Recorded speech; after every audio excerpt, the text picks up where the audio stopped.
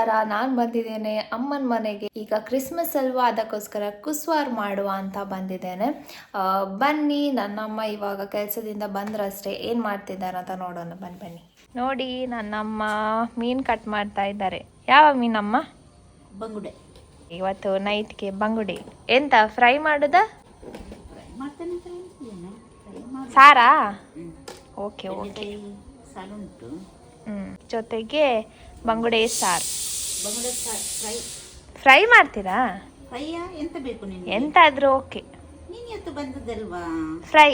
ನೋಡಿ, ನಮ್ಮ ಅಜ್ಜಿ ಅವರಿಗೆ ಸ್ವಲ್ಪ ಹೊತ್ತು ಹೊರಗೆ ಕೂರಿಸೋದು. ಯಾಕಂದರೆ ದಿನಾಲು ಮಲಗಿ ಇದ್ರೆ, ಸ್ವಲ್ಪ ಏಜ್ ಆದವ್ರಿಗೆ ಒಂದೇ ಸೈಡ್ ಮಲಗಿದ್ರೆ ಎಲ್ಲ ಎಂತ ಇದೆಲ್ಲ ಗಾಯ ಎಲ್ಲ ಆಗ್ತದಲ್ಲ, ಅದಕ್ಕೆ ಸ್ವಲ್ಪ ಹೊರಗಡೆ ಎಲ್ಲ ಕೂರಿಸೋದು.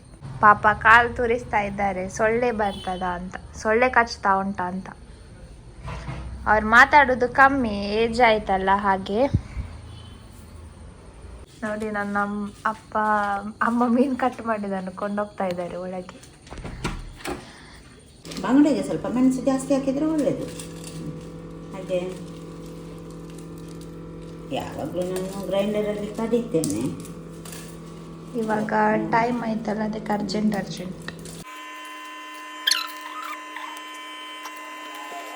8 ಮೆಣಸು ಹಾಕಿದೆ ನಾನು. ಎಂತ ಗೊತ್ತುಂಟ, ನನ್ನಮ್ಮ ಫ್ರೈ ಮಾಡ್ತಾನೆ, ಸಾರು ಮಾಡ್ತಾನೆ, ಫ್ರೈ ಮಾಡ್ತಾನೆ, ಸಾರು ಮಾಡ್ತಾರೆ ಅಂತ ಹೇಳಿ ಈಗ ಫೈನಲಿ ಸಾರು ಮಾಡ್ತಾ ಇದ್ದಾರೆ. ನನಗೆ ಯಾವುದಾದ್ರೂ ಓಕೆ. ಮೀನಿಗೆ ಯಾವಾಗಲೂ 2 ಒಳ್ಳೆ ಮೆಣಸು ಹಾಕಬೇಕು. 4 ಒಳ್ಳೆ ಮೆಣಸು ಅಂದರೆ ಕಾಳು ಮೆಣಸು ಅಲ್ಲ? ಕಾಳು ಮೆಣಸು. ಸ್ವಲ್ಪ ಜೀರಿಗೆ. ನೋಡಿ, ಇಲ್ಲೆಲ್ಲ ಕುಸ್ವಾರ್ ಮಾಡಲಿಕ್ಕೆ ಸ್ವಲ್ಪ ಅರಿಶಿನ ನೋಡಿ.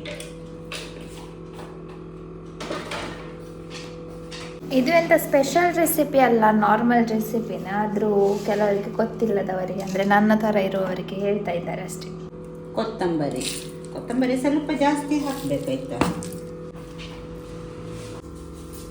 ಬೆಳ್ಳುಳ್ಳಿ ಕಬಾಬ್.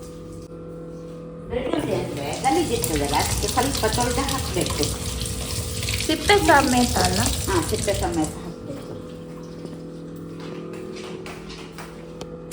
ಸಿಪ್ಪೆ ಸಮೇತ ತೊಳೆದು ಹಾಕಿದ್ದ ಬೆಳ್ಳುಳ್ಳಿ,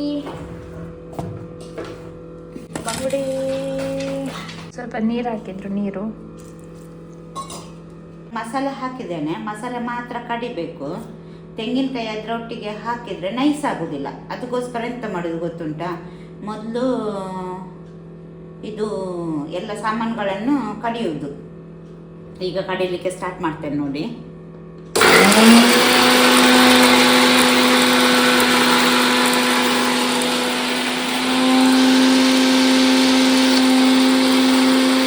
ಇದಕ್ಕೆ ನೋಡಿ, ಮೇಯ್ನಾಗಿ ಹುಳಿ ಹಾಕಬೇಕಿತ್ತು.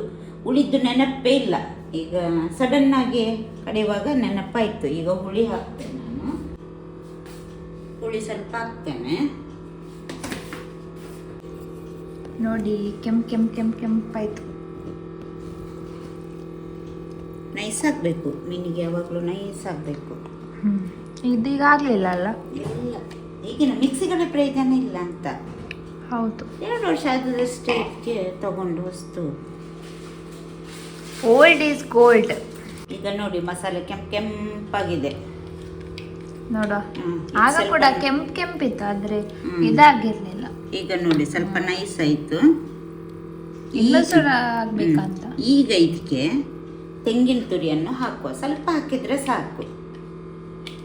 ಬಂಗುಡೆಗೆ ಜಾಸ್ತಿ ಹಾಕಿದ್ರೆ ಒಳ್ಳೇದಾಗೋದಿಲ್ಲ. ನೋಡಿ, ಇಲ್ಲಿ ತೆಂಗಿನ ತುರಿಯನ್ನು ಫ್ರೋಸನ್ ಮಾಡಿಟ್ಟಿದ್ದಾರೆ. ತೆಂಗಿನಕಾಯಿ ಅಂದರೆ ಒಡೆದು ಹಾಗೆ ಇಟ್ಟರೆ ಅದು ಹಾಳಾಗ್ತದೆ. ಒಟ್ಟಿಗೆ ಒಂದೇ ಸಲ ತುರಿದು ಫ್ರೀಸರಲ್ಲಿ ಹಾಕಿಡಬೇಕು. ನೋಡಿ, ಜಿಪ್ ಲಾಕ್ ಇದ್ದಿದ್ದು ಕವರ್ ಸಿಗ್ತದೆ, ಅದರಲ್ಲಿ ಹಾಕಿಡುದು. ನಮಗೆ ಕೆಲಸ ಸಹ ಸುಲಭ ಆಗ್ತದೆ. ಕೆಲಸಕ್ಕೆಲ್ಲ ಹೋಗುವವರಿಗೆ ವಾರಕ್ಕೊಮ್ಮೆ ಸಂಡೇ ಎಲ್ಲ ಈಸಿಯಾಗಿ ಕೆಲಸ ಆಗ್ತದೆ. ಇದು ನೋಡಿ, ಹೀಗೇನೆ ಹಾಕಿಟ್ರೆ ಆಯಿತು. ಹೀಗೆ ಜಿಪ್ಪು ಹಾಕಿದರೆ ಆಯಿತು. ಶುಂಠಿ, ನೀರುಳ್ಳಿ ಮತ್ತು ಕಾಯಿ ಮೆಣಸು, ಇದಕ್ಕೆ ಉಪ್ಪು.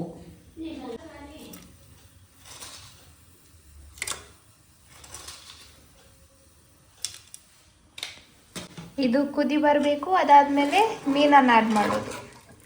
ಮೀನನ್ನು ಇವಾಗ ನೋಡಿ ಇದರಲ್ಲಿ ಕುದಿ ಬರ್ತಾ ಉಂಟು.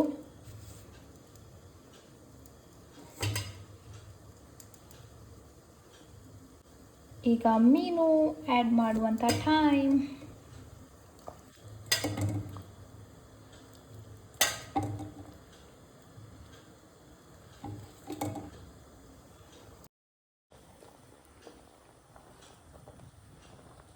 ಒಂದು ಕುದಿ ಬಂದರೆ ಬಂಗುಡೆ ಸಾರು ಈಸ್ ರೆಡಿ ಅಲ್ವಾ? ಅನಂತರ ಸ್ವಲ್ಪ ಅದಕ್ಕೆ ವಿನಿಗರ್ ಹಾಕಬೇಕು ಮೇಲೆ. ಯಾವಾಗ? ಲಾಸ್ಟಿಗ.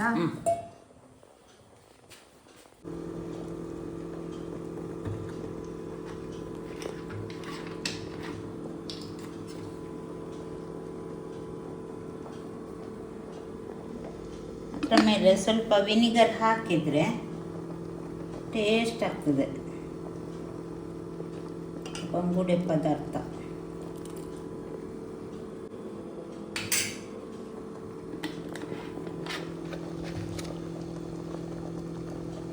ಫಸ್ಟ್ ಕುಸುವಾರ್ ನಾವು ಮಾಡ್ತಾ ಇದ್ದೇವೆ, ಅದು ಶಂಕರ್ ಪೊಳಿ. ಹೇಗೆ ಮಾಡೋದಂತ ತೋರಿಸ್ತೇನೆ ನೋಡಿ. ಸ್ಟಾರ್ಟಿಂಗ್ ಇಲ್ಲಿ ತುಪ್ಪವನ್ನು ಸ್ವಲ್ಪ ಬಿಸಿ ಮಾಡಿದ್ದಾರೆ. ಅದಾದಮೇಲೆ ಇಲ್ಲಿ ಬೆಲ್ಲದ ಪಾಕ ಮಾಡ್ತಾ ಇದ್ದಾರೆ. ಇದು ನೋಡಿ ರೆಡಿ ಆಗ್ತಾ ಉಂಟು. ಕಿಚನ್ ಇವತ್ತು ಕ್ಲೀನ್ ಇಲ್ಲ, ಅಂದ್ರೆ ಕುಸುವರಿದ್ದೆಲ್ಲ ಅಲ್ಲಿ ಉಂಟು ಸಾಮಾನೆಲ್ಲ.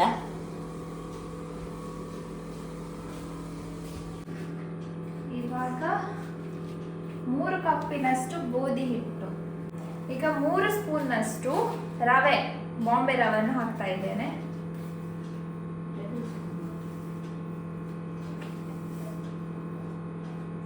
ಇವಾಗ ಇಲ್ಲಿ ಆಗಲೇ ಬಿಸಿ ಮಾಡಿದಂತ ತುಪ್ಪ ಹಾಕ್ತಾ ಇದ್ದಾರೆ. ಈಗ ತುಪ್ಪ ಹಾಕಿ ಮಿಕ್ಸ್ ಮಾಡ್ತಾ ಇದ್ದಾರೆ. ಅದು ಗಂಟು ಬೀಳದಾಗೆ ಸ್ವಲ್ಪ ಮಿಕ್ಸ್ ಮಾಡಬೇಕು.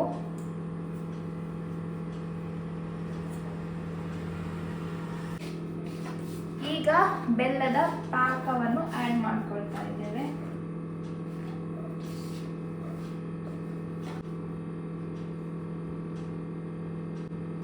ಸ್ವಲ್ಪ ಪಾರ್ಶಲಿ ಹಾಕ್ತಾ ಇರಿ. ಇದು ಬೆಲ್ಲದ ಪಾಕ ಬಿಸಿ ಆಗಿರ್ತದೆ, ಅದಕ್ಕೋಸ್ಕರ ಕೈ ಹಾಕ್ಲಿಕ್ಕೆ ಹೋಗ್ಬೇಡಿ. ಸ್ವಲ್ಪ ಸ್ಪೂನಲ್ಲೇ ಸ್ವಲ್ಪ ಮಿಕ್ಸ್ ಮಾಡಿ, ಸ್ವಲ್ಪ ಹೊತ್ತಾದ್ಮೇಲೆ ಅದು ತಣ್ಣಗಾಗ್ತದಲ್ಲ, ಅದಾದ್ಮೇಲೆ ಕಲಸಿದ್ರೆ ಆಯ್ತು. ಇನ್ನಷ್ಟು ಬೆಲ್ಲದ ಪಾಕವನ್ನು ಆಡ್ ಮಾಡ್ಕೊಳ್ತಾ ಇದ್ದೇವೆ.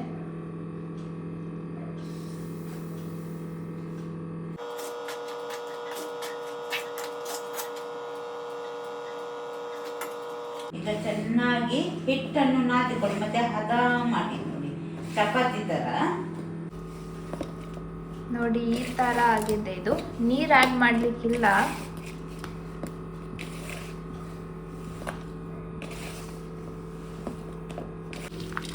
ಈಗ ನೋಡಿ ಇದು ಚಂದ ಅದಕ್ಕೆ ಬಂದಿದೆ.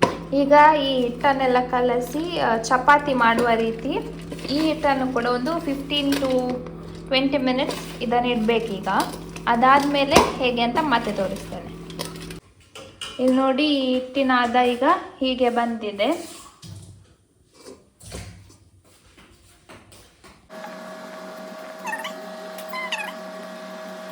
ಇದು ನೋಡಿ ಸ್ಮೂತ್ ಆಗಿದೆ ಈಗ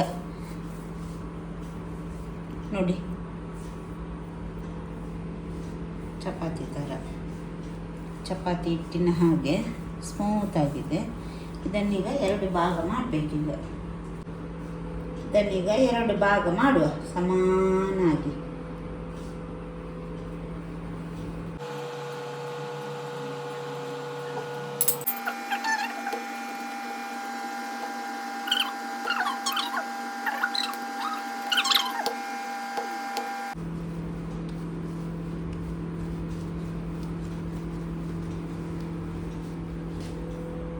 ನೋಡಿ 2 ಉಂಡೆ ಆಯಿತು.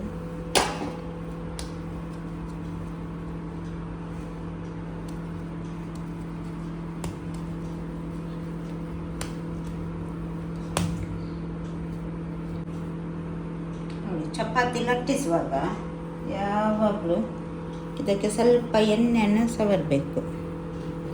ಆಗ ಚಪಾತಿಗೆ ಸರಿಯಾಗಿ ಬರ್ತದೆ ನಮಗೆ.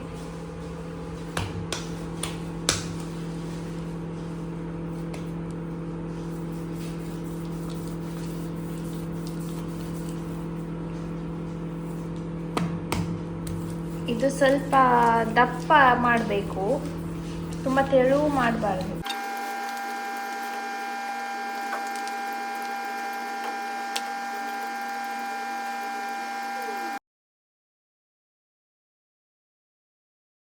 ನೋಡಿ ಎಷ್ಟು ದಪ್ಪ ಉಂಟು.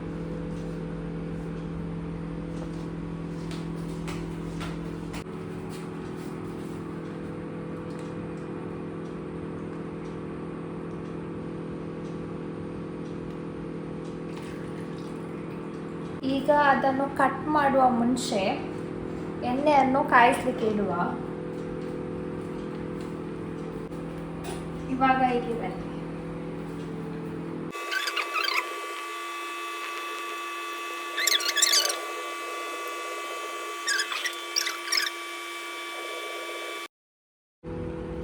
ಫಸ್ಟ್ ನಾವು ಆ್ಯಕ್ಚುಲಿ ದೊಡ್ಡ ದೊಡ್ಡ ಪೀಸಸ್ ಮಾಡಿದ್ವಿ, ಅದಾದಮೇಲೆ ಪುನಃ ಒಮ್ಮೆ ಸಣ್ಣ ಪೀಸ್ ಮಾಡಿದ್ವಿ, ಯಾಕಂದರೆ ಮತ್ತೆ ಕಾಯಿಸುವಾಗ ಸ್ವಲ್ಪ ಪ್ರಾಬ್ಲಮ್ ಆಗುತ್ತೆ ಅಂತ.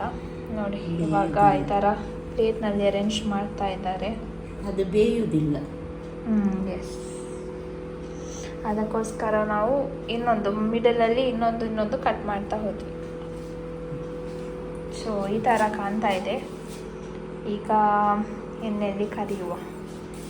ಎಣ್ಣೆ ಕಾದಿದೆ ಅನಿಸುತ್ತೆ. ಎಣ್ಣೆ ಬಿಸಿಯಾಗಿದೆ. ಎಣ್ಣೆ ಈಗ ಬಿಸಿಯಾಗಿದೆ.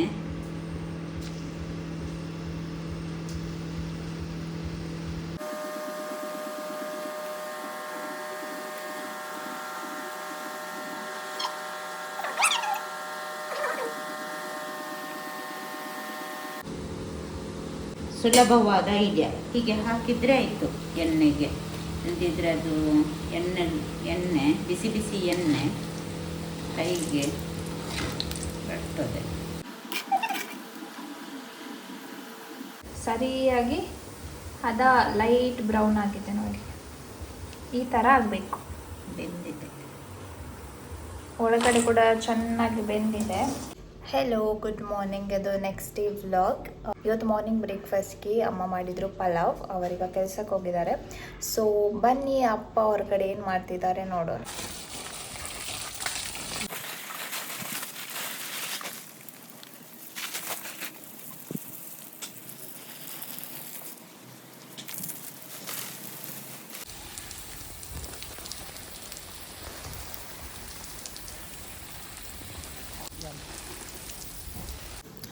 ನೋಡಿದ್ರಲ್ಲ, ನನ್ನ ಅಪ್ಪ ಗಿಡಕ್ಕೆಲ್ಲ ನೀರು ಹಾಕ್ತಾ ಇದ್ದಾರೆ. ಗಿಡ ಎಲ್ಲ ಅಂದರೆ ಗ್ರೀನರಿ ಅಂದರೆ ಸ್ವಲ್ಪ ಅವ್ರಿಗೆ ತುಂಬಾ ಇಷ್ಟ. ಬಟ್ ನಂಗೆ ಅದು ಬರಲಿಲ್ಲ, ಯಾಕಂತ ಗೊತ್ತಿಲ್ಲ. ಇದು ಸೆಕೆಂಡ್ ಡೇ ನಾವು ಕುಸ್ವಾರ್ ಮಾಡ್ತಿರೋದು. ಇವಾಗ ಮಧ್ಯಾಹ್ನ ಆಯಿತು. ಹಾಗೆ ಆಚೆ ಈಚೆ ಕೆಲಸ ಅಂತ ತುಂಬ ಇತ್ತು. ಸ್ವಲ್ಪ ಅದನ್ನೆಲ್ಲ ಮುಗಿಸಿ ಈಗ ಮಧ್ಯಾಹ್ನ ಅಮ್ಮ ಕೂಡ ಬಂದರು ಆಫೀಸಿಂದ. ಇವಾಗ ಕುಸ್ವಾರ್ ಮಾಡ್ತಾ ಇದ್ದೇವೆ. ನೆವ್ರ್ಯು ಅಂತ ಹೇಳ್ತೇವಲ್ವ, ಅದನ್ನು ಮಾಡ್ತಾ ಇದ್ದೇವೆ. ಅದಕ್ಕೋಸ್ಕರ ಗೋಡಂಬಿಯನ್ನು ಕಟ್ ಮಾಡಿ ಇಟ್ಟಿದ್ದೇನೆ.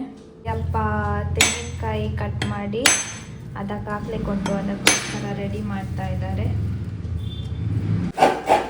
ನನ್ನಪ್ಪ ತೆಂಗಿನಕಾಯಿ ತುರಿತಾ ಇದ್ದಾರೆ.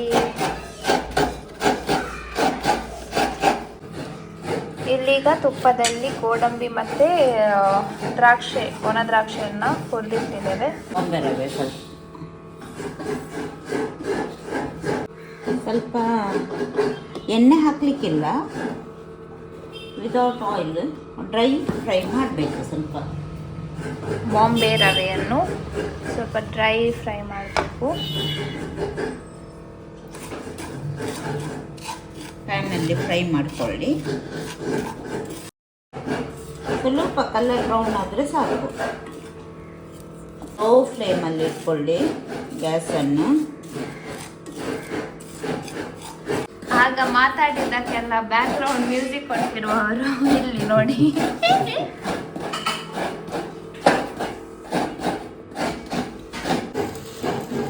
ಬಿಳಿಯನ್ನು ರವೆ ಯಾವ ರೀತಿ ಹುರಿದಿದ್ದೇವೆ ಅದೇ ಥರ ಬಿಳಿ ಎಳ್ಳನ್ನು ಕೂಡ ಹುರಿಯೋದು ಡ್ರೈಯಲ್ಲಿ. ಒಂದು 3 ಟೀ ಸ್ಪೂನಷ್ಟು ತಗೊಳ್ಳಿ.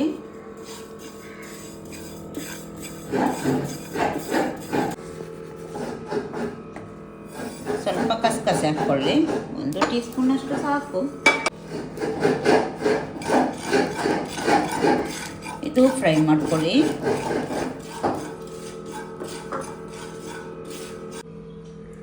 ಮೈದಾವನ್ನು ಹಾಕಿದ್ದೇನೆ,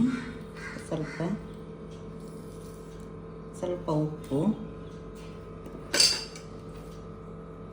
ಉಪ್ಪು ಅಂದರೆ ಜಾಸ್ತಿ ಹಾಕಲಿಕ್ಕೆ ಹೋಗಬೇಡಿ, ಅದಂದರೆ ಸ್ವೀಟ್ ಇರ್ತದೆ.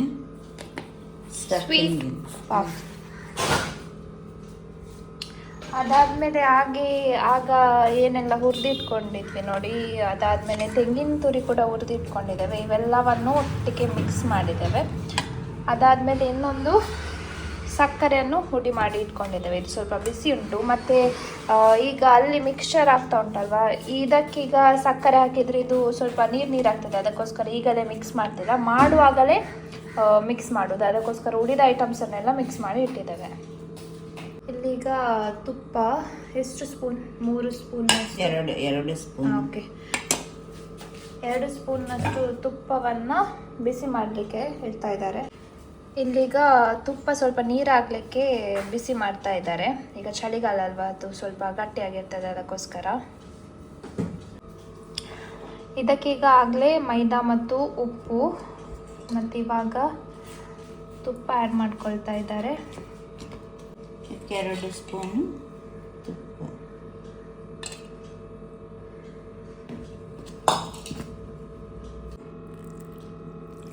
ಈಗ ಇದಕ್ಕೆ ಉಗುರು ಬೆಚ್ಚಗಿನ ಬಿಸಿ ನೀರನ್ನು ಹಾಕ್ತಾ ಇದ್ದಾರೆ. ಸ್ವಲ್ಪ ಬಿಸಿಯಾದ ನೀರನ್ನು, ಸ್ವಲ್ಪ ನೀರು ಹಾಕ್ಕೊಳ್ಬೇಕು.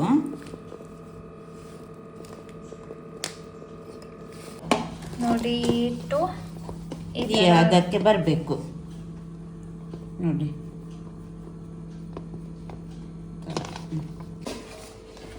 ಇದು ನೋಡಿ, ನೆವ್ರಿಯೋ ಮಾಡಲಿಕ್ಕೆ ಈ ಥರ ಒಂದು ಅಚ್ಚು.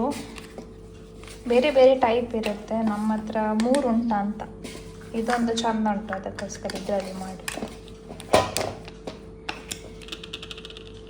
ಇವಾಗ ನೋಡಿ, ಇಷ್ಟಿಷ್ಟು ದೊಡ್ಡ ಉಂಡೆ ಮಾಡಬೇಕು. ಇಷ್ಟು ದೊಡ್ಡ ಉಂಡೆ ಮಾಡಿ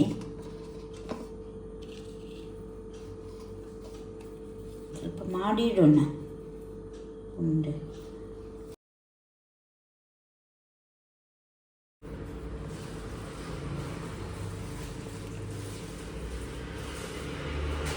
ನೋಡಿ, ಹೀಗೆ ಮಾಡಿ ಚಪಾತಿ ಹಾಗೆ ಲಟ್ಟಿಸಬೇಕು.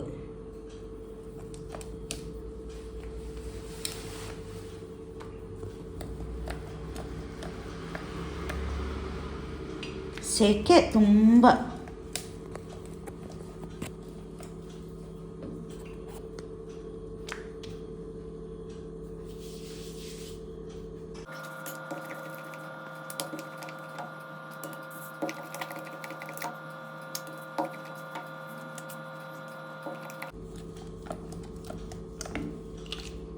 ಹೀಗೆ ಮಾಡಿ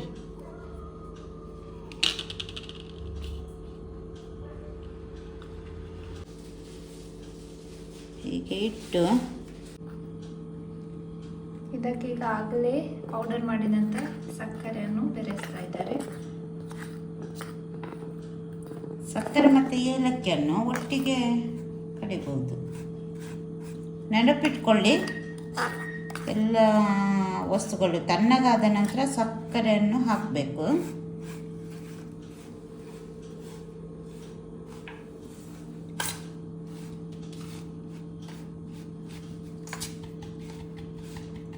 ಆಗಲೇ ಮಿಕ್ಸ್ ಮಾಡಿದ ಹೂರಣವನ್ನು ಇದಕ್ಕೆ ಹಾಕೋದು. ಹಾಕಿ ಮತ್ತೆ ನೋಡಿ, ನೀರು 1 ಕಪ್ಪಲ್ಲಿ ತಗೊಂಡು ಹೀಗೆ ಎಲ್ಲ ಬದಿಯಲ್ಲಿ ನೀರನ್ನು, ಯಾಕಂದರೆ ಅದು ಅಂಟಬೇಕಲ್ಲ, ಓಪನ್ ಅದು ಆಗಬಾರ್ದು. ಗಮ್ ರೀತಿ ವರ್ಕ್ ಆಗುತ್ತೆ, ಅಂದ್ರೆ ಅಂಟಿಕೊಳ್ಳುತ್ತೆ. ಇಲ್ಲಾಂದ್ರೆ ಅದು ನಾವು ಈಗ ಕಾಯಿಸುವಾಗ ಅದರ ಹೂರನೆಲ್ಲ ಹೊರಗಡೆ ಬರುತ್ತಲ್ಲ, ಅದಕ್ಕೋಸ್ಕರ ಜಸ್ಟ್ ನಾರ್ಮಲ್ ವಾಟರ್ ಅನ್ನು ಈ ತರ ಸೈಡ್ಸ್ಗೆ ಹಾಕಿ ನೋಡಿ ಈ ಒಂದು ಇದರಲ್ಲಿ ಪ್ರೆಸ್ ಮಾಡಿ ಮತ್ತೆ ಎಕ್ಸ್ಟ್ರಾ ಇದ್ದದನ್ನೆಲ್ಲ ತೆಗೆಯೋದು. ನೋಡಿ ಯಾವ ತರ ತೆಗಿತಾ ಇದ್ದಾರೆ. ಎಕ್ಸ್ಟ್ರಾ ಹಿಟ್ಟೇನಿದೆ ಅದನ್ನೆಲ್ಲ ತೆಗೆದು ಆಮೇಲೆ ಓಪನ್ ಮಾಡಿದ್ರೆ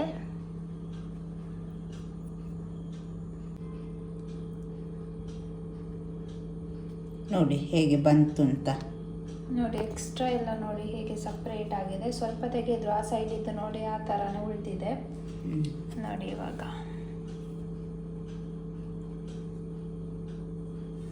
ನೋಡಿ ಇವಾಗ ಎಲ್ಲ ಮಾಡಿ ರೆಡಿ ಮಾಡಿಟ್ಟು ಆಮೇಲೆ ಒಟ್ಟಿಗೆ ಕಾಯಿಸೋದು. ನೋಡಿ ಇಲ್ಲಿಗ ಮಾಡಿ ಇಟ್ಟಿದ್ದೇವೆ. ಕೆಲವೊಂದು ಇದರಿಂದ ಮಾಡಿದ್ದು, ಇನ್ನೊಂದಷ್ಟು ಈ ಒಂದು ಇದರಿಂದ ಮಾಡಿದ್ದು. ನಾವು 3 ಉಂಟು ಅಂತ ಹೇಳಿದೆ ಅಲ್ಲ, ಒಂದು ತೆಗೆಯುವಾಗಲೇ ಕಟ್ಟಾಯಿತು, ಈಗ 2 ಉಳಿದಿದೆ. ಸೊ ಈ ಥರ ಆಗಿದೆ ನೋಡಿ. 1 ಟೈಪ್ ಈ ಥರ ಜಿಗ್ಜಾಗ್ ಆಗಿ, ಇನ್ನೊಂದು ಈ ಥರ ಪ್ಲೇನ್ ರೀತಿ ಆಗಿದೆ.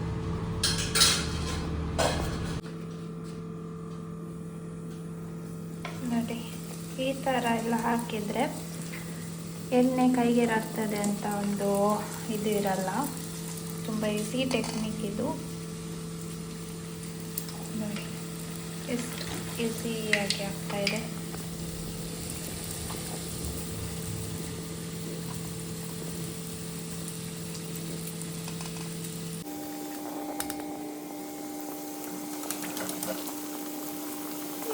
ಲೈಟ್ ಬ್ರೌನ್ ಬರ್ತಾ ಉಂಟು.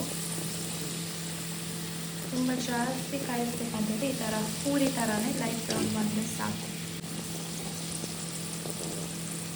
ನೋಡಿ ನೋಡುವಾಗ ಇದು ನನ್ನ ಫೇವ್ರೇಟ್ ಕುಸ್ವಾರ್. ನೋಡುವಾಗ ತಿನ್ನುವ ಅಂತ ಆಗ್ತಾ ಉಂಟು. ನೋಡಿ ಇದು ಲಾಸ್ಟ್ 2 ಉಳಿದಿದೆ. ಎಲ್ಲ ಮಾಡಿದ್ದು ನೋಡಿ ಇಷ್ಟಾಯಿತು. ಇನ್ನೊಂದು ಈಗ ಹಿಟ್ಟು ಇದು ಪ್ರಿಪೇರ್ ಆಗಿಟ್ಟಿದ್ದೇವೆ. ಇದು ಕಿಡಿಯೋ ಮಾಡಲಿಕ್ಕೆ.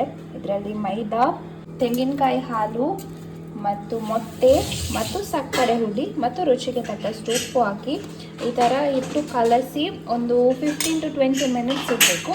ಅದಾದಮೇಲೆ ಯಾವ ಥರ ಮಾಡೋದಂತ ತೋರಿಸ್ತೇವೆ. ಈ ಥರ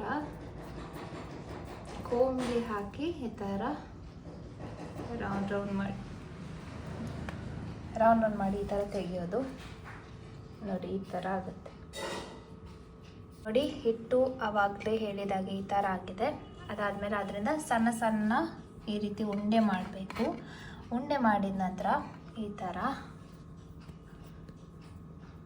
ಥರ ಬಾಚಣಿಗೆಯಲ್ಲಿ ನೋಡಿ ಯಾವ ಥರ ತೆಗೆದು ತೋರಿಸ್ತೇನೆ. ಈ ಥರ ಆಗುತ್ತೆ ನೋಡಿ. ನೋಡಿ ಇವಾಗ ತೋರಿಸ್ತೇನೆ. ಆ ಉಂಡೆಯನ್ನು ಈ ಥರ ಬಾಚಣಿಗೆಯಲ್ಲಿ ಹಾಕಿ ದಪ್ಪ ಹಲ್ಲಿರುವಂಥ ಸೈಡ್ಗೆ ಹಾಕಿ ಅದಾದಮೇಲೆ ನೋಡಿ ಸ್ಪ್ರೆಡ್ ಮಾಡಿ ಈ ಥರ ತೆಗೆದ್ರೆ ನೋಡಿ ಈ ಥರ ಕಾಣಿಸುತ್ತೆ. ಇದನ್ನು ಮತ್ತೆ ಆಯಿಲ್ನಲ್ಲಿ ಫ್ರೈ ಮಾಡಿದರೆ ಆಯಿತು. ಕಿಡಿಯೋ ಈಸ್ ರೆಡಿ. ಸೊ ಇದಾಗಿತ್ತು ನನ್ನ ತವರು ಮನೆಯಲ್ಲಿ ಕುಸ್ವಾರ್ ಮಾಡುವಂಥ ವ್ಲಾಗ್. ಇದರಲ್ಲಿ 2 days ವ್ಲಾಗ್ಸ್ ಇದೆ. ಸ್ವಲ್ಪ ಕುಸ್ವಾರ್ ರೆಸಿಪೀಸ್ ಕೂಡ ಇದೆ ಇದರಲ್ಲಿ ಮತ್ತು ಸ್ವಲ್ಪ ಫನ್ ಇದೆ. ಪ್ಲೀಸ್ ಇಷ್ಟ ಆದರೆ ಲೈಕ್ ಮಾಡಿ, ಶೇರ್ ಮಾಡಿ, ಕಾಮೆಂಟ್ ಮಾಡಿ ಮತ್ತು ಪ್ಲೀಸ್ ಚಾನಲನ್ನು ಸಬ್ಸ್ಕ್ರೈಬ್ ಮಾಡಿ. Until next video, take care, ಬಾಯ್.